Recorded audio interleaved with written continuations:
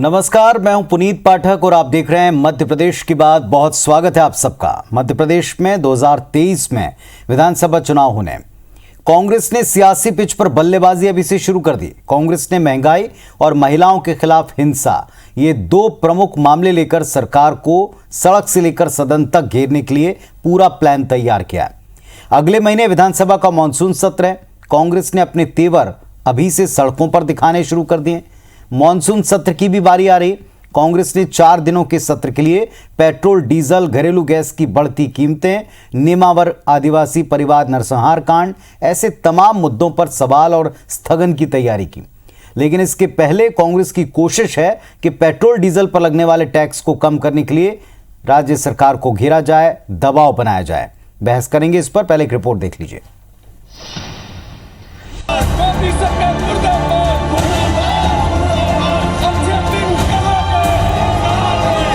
ये तस्वीरें भोपाल, इंदौर, सतना और डिंडोरी की पिछले 2 दिनों की हैं। वैसे यह हाल लगभग पूरे प्रदेश का है, जहां कांग्रेस महंगाई को जोर शोर से मुद्दा बनाने में जुटी है। दरअसल कांग्रेस को ये मालूम है कि महंगाई ही वो रास्ता है जिसके जरिए हर घर में पहुंच बनाई जा सकती है। आंकड़ों के हिसाब से अगले और पिछले 3 महीनों की तुलना करें तो मई में पेट्रोल के दाम 98.59 पैसे के आसपास थे, जो अब 110 रुपये तक आ गए हैं। डीजल 89 रुपये प्रति लीटर था, जो अब 98 के आसपास है। 90 से 100 रुपये किलो के हिसाब से बिकने वाली तुअर दाल में भी 10% का इजाफा हुआ है और ये 100 से 110 के बीच बिक रही है। सरसों के तेल में सबसे ज़्यादा बढ़ोतरी हुई है। 3 महीने पहले 100 रुपये लीटर बिकने वाला सरसों का तेल अब 170 रुपये तक पहुँच गया है, जबकि 3 महीने में मूंगफली का तेल 120 रुपये लीटर से 180 रुपये तक पहुँच चुका है। हालांकि कांग्रेस का सबसे ज़्यादा जोर पेट्रोल, डीजल और सिलेंडर की बढ़ती कीमतों को लेकर है। 110 रुपये पेट्रोल और 100 रुपये डीजल हो गया, 850 रुपये हो गई रसोई गैस। ये आदमी जिएगा कैसे, खाएगा क्या? और ये अगर ये इसी में सब कर देगा खर्च तो उसके बच्चे भूखे मरेंगे। इसलिए आप या तो जीएसटी में लाइए, वेट टैक्स मध्य प्रदेश में कम कीजिए। इस बात को हम सड़क से लेकर सदन तक उठाएंगे। आज बहुत बड़े पैमाने पर यूथ कांग्रेस ने साइकिल रैली के माध्यम से राजभवन का घेराव रखा है और ये महंगाई के आंदोलन बढ़ते जाएंगे जब तक कि ये महंगाई कम नहीं होती है और हमारा संघर्ष जारी रहेगा। पेट्रोल, डीजल के बढ़े हुए दामों को लेकर कहा जाता है कि इनकी कीमतें अंतर्राष्ट्रीय बाजार के आधार पर तय होती हैं। आंकड़े देखें तो मध्य प्रदेश में पेट्रोल के ऊपर 33% वैट लगता है। हर 1 लीटर के ऊपर 4 रुपये 50 पैसे सेस लगता है, जबकि डीजल पर 23% वैट के अलावा 3 रुपये प्रति लीटर सेस देना पड़ता है। अब यदि पेट्रोलियम पदार्थों की कीमत में केंद्र की हिस्सेदारी देखें तो केंद्र हर लीटर पेट्रोल पर 1 रुपये 40 पैसे फीसदी के हिसाब से एक्साइज ड्यूटी, अतिरिक्त विशेष एक्साइज ड्यूटी 11 रुपये, एग्रीकल्चर और इंफ्रास्ट्रक्चर के लिए 2 रुपये 50 पैसे सेस वसूलती है। चूंकि अब केंद्र और राज्य दोनों ही जगह बीजेपी की सरकार है, लिहाजा सवाल उनसे ही पूछे जा रहे हैं। कुछ राज्य ऐसे भी हैं भाजपा शासित जहाँ पेट्रोल डीजल के दाम कम हैं। कुछ कांग्रेस के राज्य भी ऐसे हैं जहाँ दाम जो है मध्य प्रदेश और मध्य प्रदेश से अधिक हैं।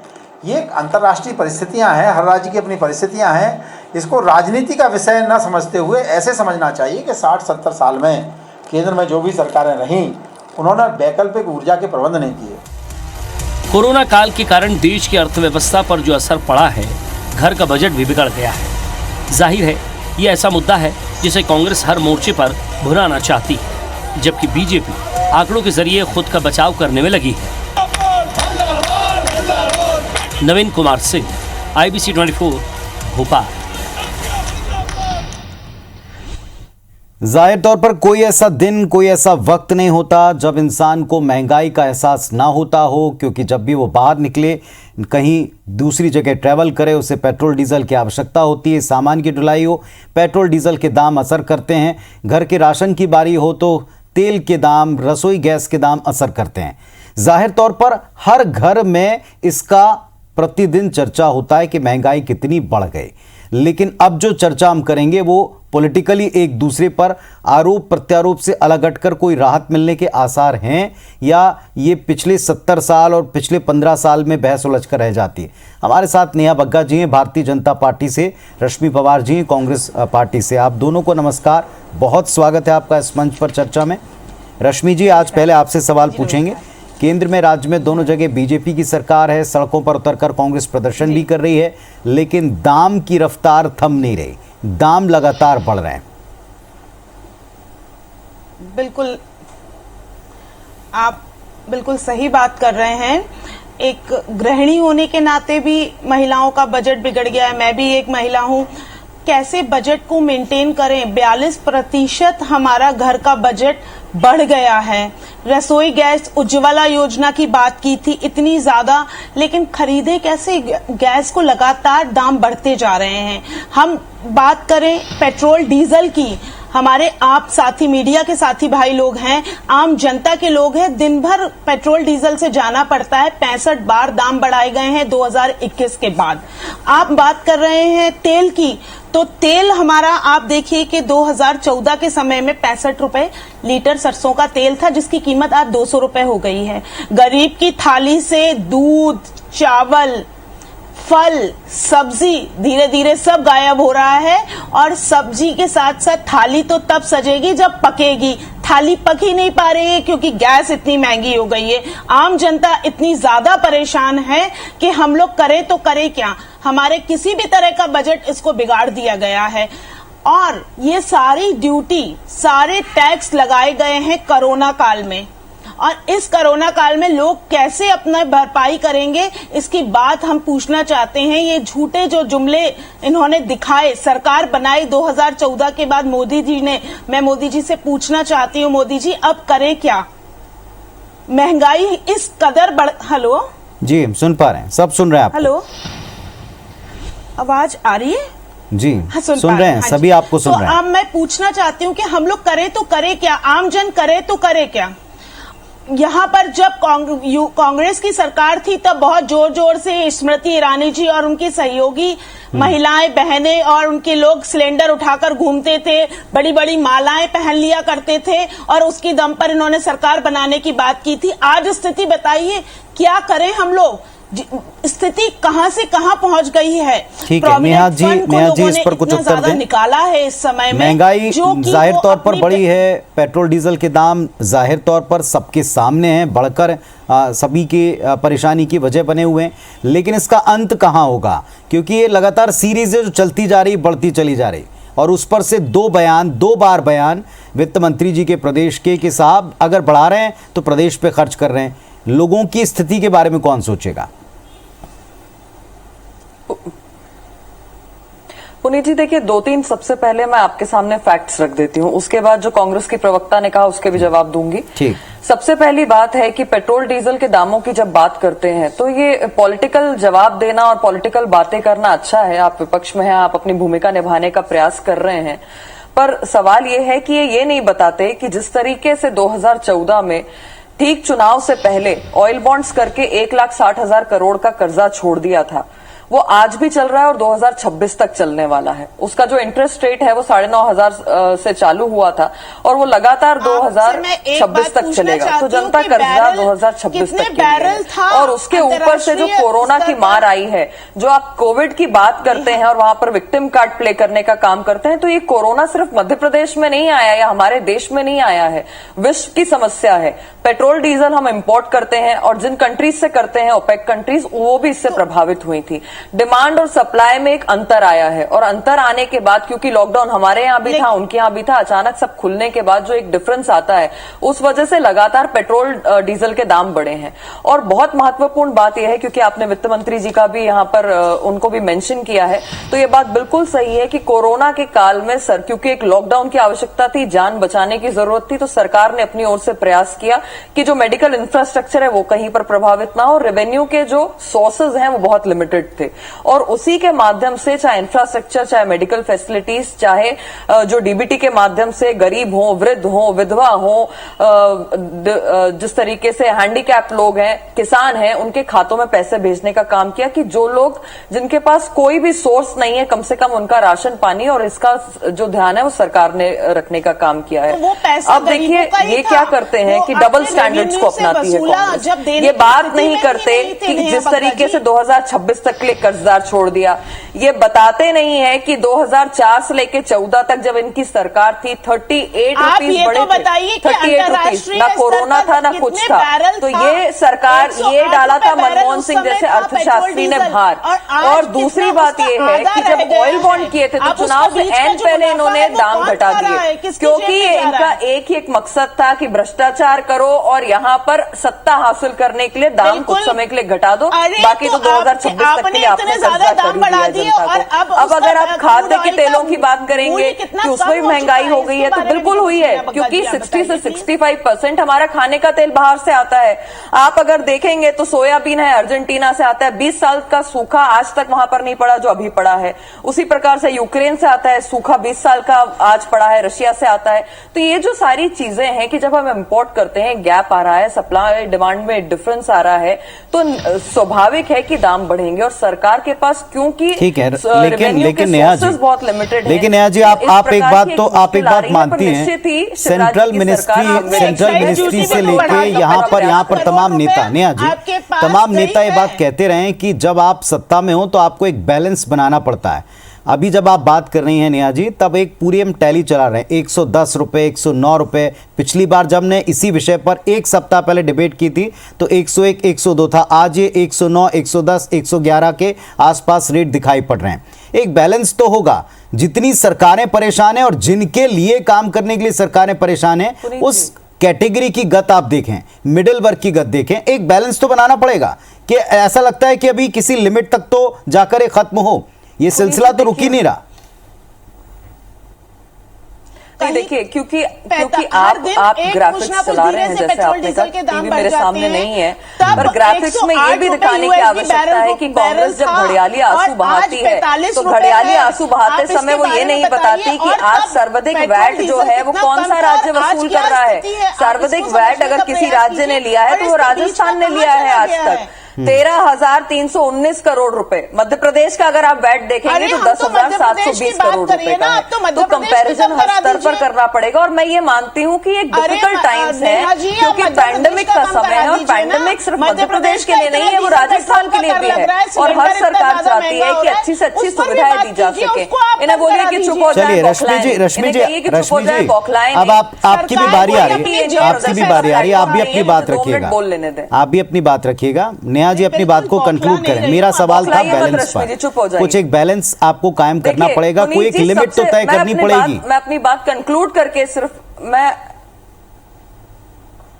देखिए पुनीत जी, बिल्कुल सरकार का पूरा प्रयास है कि इस भार से जनता को हटाया जाए, पर जैसे अर्थशास्त्री भी कह रहे हैं कि इसको न्यूट्रलाइज करने में जो एक डिमांड सप्लाई का एक गैप बहुत बड़ा आया है, उसमें कुछ महीने लग सकते हैं। हो सकता है 2 से 3 महीने का वो समय हो, क्योंकि अर्थव्यवस्था पूरी तरीके से रुक गई थी, जिंदगियां थम गई थी। अब जैसे जैसे अनलॉक हुआ है, वापस से बिजनेसेस स्टार्ट हो रहे हैं, वापस से चीजें लाइन पर आ रही हैं, तो निश्चित ही इसमें कहीं रिलीफ मिलेगा, क्योंकि ये एक ही एक सोर्स ऑफ इनकम था रेवेन्यू का जनरेट करने का, इसीलिए इसके भरोसे चल रहा था। और अगर आप पिछले एक सप्ताह का देखेंगे तो क्रूड ऑयल की कीमतें अंतर्राष्ट्रीय स्तर पर भी बढ़ी हैं। ऐसा नहीं है कि यहाँ पर ये अचानक से कोई भारत की सरकार ने कुछ तय कर लिया है, ये हम इंपोर्ट कर रहे हैं। इसीलिए मैंने खाने हालांकि उतना रेशनल कम नहीं हुआ ना। एक ये भी पॉइंट है, फैक्ट आप बात कर रहे हैं, एक फैक्ट ये भी है कि जब प्रति बैरल कम हुआ तो उस मुताबिक कोई रिलैक्सेशन नहीं मिला। चलिए कांग्रेस की बारी है। रश्मि पवार जी अपनी बात अब आप रखें, तो आपने सारे पॉइंट सारे फैक्ट सुने, नेहा जी के उत्तर दें। जी नेहा जी, बीजेपी की बड़ी अच्छी बात है, जोर से बोले, बार बार बोले और लगातार बोले। झूठ उनका एक नारा है बीजेपी का। मैं इसमें ये कहना चाहूंगी, जब प्रति बैरल कम हो रहा है रुपए, आज कितना है? आज 45 रुपए है। जब कांग्रेस की राजस्थान में वैट कितना लिया जाता है? रुपए प्रति बैरल था। रश्मि जी, गंगानगर इस देश का हिस्सा है या इटली का हिस्सा बन गया है? आप बात कर रही हैं उत्तर प्रदेश गंगानगर में क्या दाम है पेट्रोल डीजल के?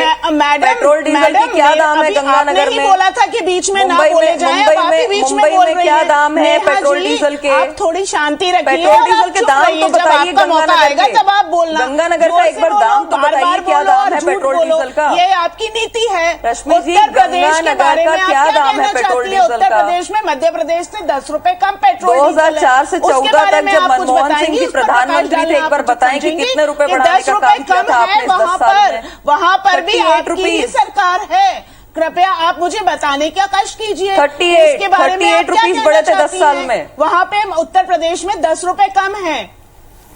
नेहा जी, एक सवाल और भी है। पेट्रोल डीजल की चूंकि बात चल रही है, उत्तर प्रदेश जो नेबरिंग स्टेट है वहां पर ये जो डिफरेंस है इसमें प्रदेश को नुकसान भी होता है। जब जब हम इस पर डिबेट करते हैं तो इस मुद्दे को भी उठाते हैं कि जो सरहदी इलाकों के लोग हैं वो कुछ किलोमीटर का सफर करके यूपी जाके, प्रतिदिन यूपी जाकर के पेट्रोल डीजल डलाते हैं, खासतौर पर बड़े वाहन। इससे प्रदेश को नुकसान ही हो रहा है ना। इस तरफ कोई चर्चा या कोई हल मिलता है, और महंगाई के बारे में तो खैर हम चर्चा कर ही रहे हैं। रश्मि पवार जी, अभी कांग्रेस पार्टी सड़कों पर उतरकर आंदोलन कर रही है, लेकिन जब जब कांग्रेस उतरती है तब तब विपक्ष को यह बोला जाता है कि आप अपने जहां रूलिंग स्टेट हैं वहां क्या कर रहे हैं। यह बोला जाता है कि इस तरह की पॉलिटिक्स करने से लाभ क्या होगा।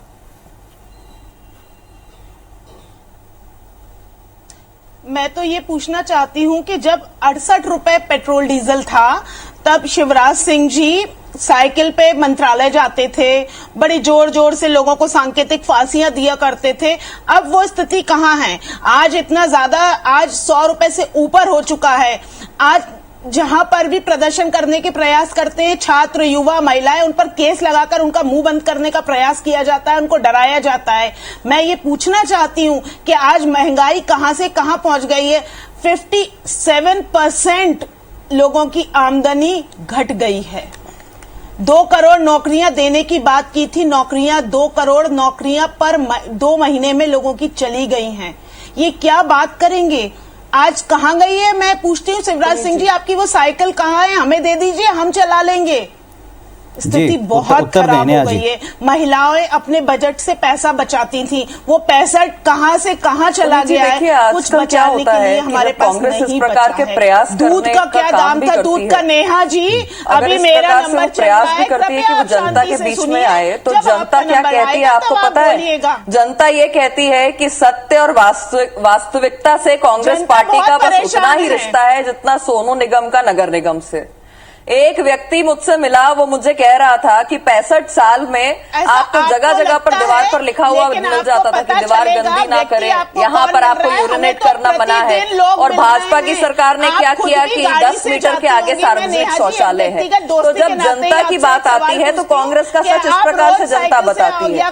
और यहाँ से आपको पता चलेगा कि कांग्रेस और भारतीय जनता पार्टी अगर डीबीटी के माध्यम से जनता को रिलीफ देने का काम कर रही थी, और रेवेन्यू के जब सोर्सेज सिर्फ पेट्रोल डीजल थे, तो उसका कारण ये है कि क्योंकि इसकी ही वजह से जनता को सुविधाएं पहुंचाई जा रही थी। मैंने आपसे पूर्व में भी कहा कि जो खाने का तेल है वो 60 से 65% बाहर के देशों से आता है। मैंने आपको बताया कि अर्जेंटीना से आने वाला तेल 20 साल का सबसे ज्यादा सूखा पड़ा अर्जेंटीना में। 100% का उनका प्रोडक्शन, 100% प्रोडक्शन वहां पर रुक गया। उसी प्रकार से यूक्रेन में सूखा पड़ा, रशिया में सूखा पड़ा, 100% प्रोडक्शन वहां पर रुक गया। तो सनफ्लावर का तेल, और ये तो वहां से रुक गया आना। यहाँ पर एक डिफरेंस आ गया।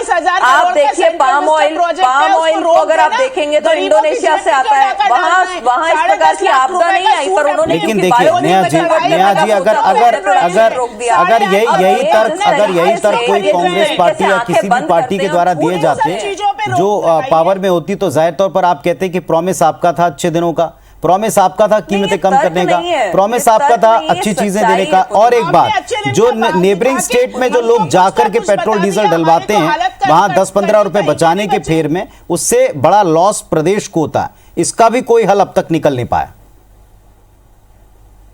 नहीं पुनीत जी, निश्चित ही सरकार इस पर काम कर रही है, और मैंने कभी इनकार नहीं किया कि दाम बढ़ रहे हैं, लोगों को समस्या होती है, मैं मानती हूँ, क्योंकि घर की गृहिणी से लेकर बाहर के व्यापार तक पेट्रोल डीजल का एक डायरेक्ट संबंध है और इससे असर पड़ता है। इसीलिए मैंने आपसे कहा कि क्योंकि अब अनलॉक हुआ है और अनलॉक के बाद व्यवस्थाएं वापस पटरी पे आ रही है, अर्थव्यवस्था भी पटरी पे आएगी। अरे मैडम पानी पी लो, थोड़ा सा पानी पी लो, सांस ले लो, दिल के लिए, दिमाग के लिए खराब होता है, थोड़ा सा पानी पी लो आप। हाँ, बहुत जरूरत है नेहा जी, लेकिन आप मुझे एक बात का जवाब तो दे दीजिए। जबरदस्ती आप चीखें मुझे जा रही एक हैं। बात का जवाब तो दे दीजिए। चुप हो नहीं, जाइए, मेरी थोड़ा बहन, सुन लीजिए, कि थोड़ा सुन आपने लीजिए भी पेट्रोल अब आप डीजल सुन लीजिए, गाड़ी खांसी से आ रही है स्कूटर आपको। से किसी से चुप तो हो जाइए, आती पानी जाती पी होंगी लीजिए। आपकी भी जेब पे कुछ तो अंतर पड़ा होगा, कहीं ना कहीं तो आप भी उत्तर दे दीजिए नेहा जी, आपकी जेब पर कुछ असर पड़ा क्या, पूछ रहे हैं रश्मि जी बार बार। फर्क तो पड़ा होगा।